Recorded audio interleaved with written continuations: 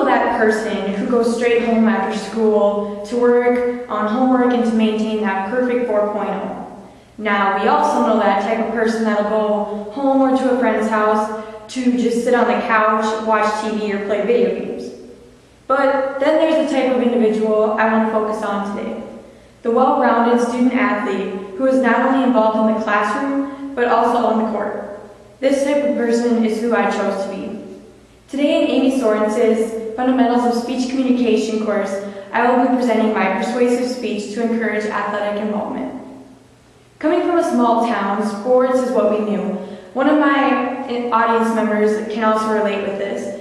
If you don't have the numbers and the participation to make a team or a club or an organization, it doesn't happen. So without having enough people participating, we would not be able to become a success or to even happen. Participating in athletics provides many positives. One is living a healthy lifestyle. Not only does it better your physical health by limiting the risk of obesity, high blood pressure, or diabetes, it also can help you mentally and socially. When you're playing in high-intensity games, you learn how to handle high-pressure, stressful situations, and it'll sharpen your brain to have a good reaction time, to answer problems, and to figure out a situation, to turn it around and have a better outcome at the end.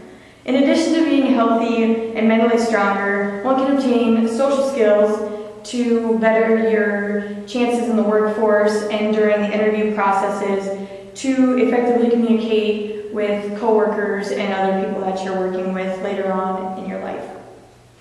Tony Dungy led the Indianapolis Colts to the Super Bowl victory in 2007, the first such win for an African-American coach. I quoted him from his book, Quiet Strengths. The first step towards creating an improved future is developing the ability to envision it.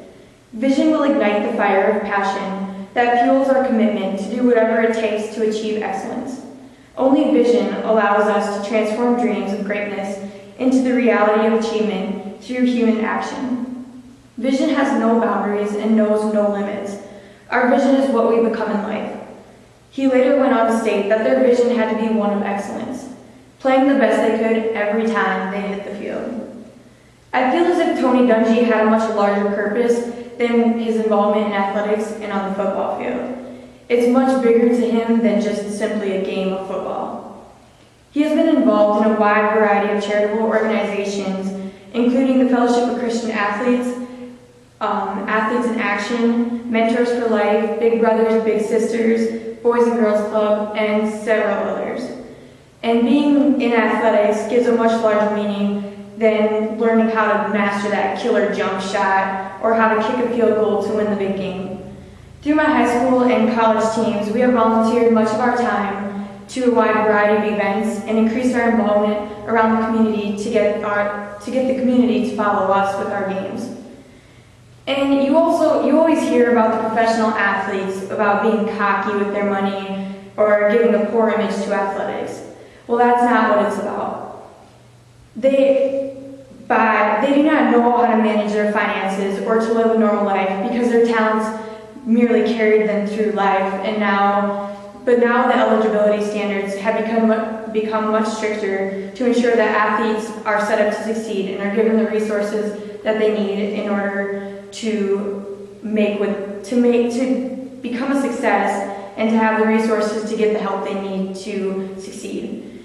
And now with most scholarships, the opportunities for athletes you need to be academically and athletically sound performers. They don't just base it on statistics and game stats and wins or losses. They base it on GPAs, test scores, and involvement. Coach's supervision, they will not let you fall through the cracks because without eligible athletes, they do not have a successful team, and teams act like second families. They do not allow each other to fall behind. They work together through tough times and difficult situations in order to come out even stronger. According to the program analyst with Active Living Research, Debbie Liu, by providing physical activity during recess breaks throughout the day, many kids are more healthy and they improve their behavior and attentiveness. Back in elementary school, we had at least one recess a day along with a physical education class twice a week.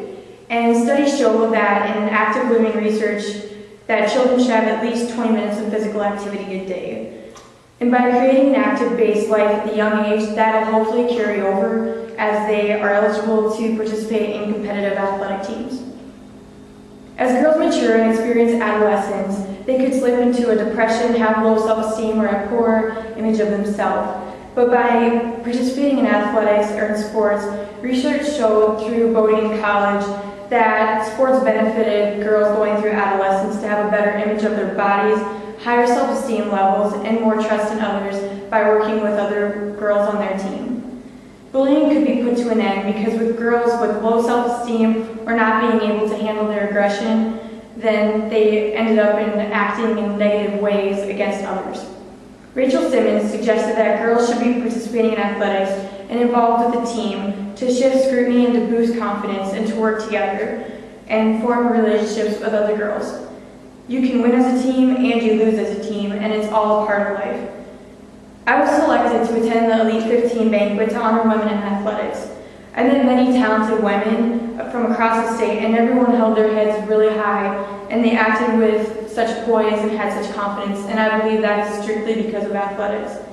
Even though many look back now and realize that they maybe played because their parents wanted them to, their friends were doing it, or they were just from a small town. But we are all shaped from our past experiences, and it's because of our involvement with athletics and working with a team.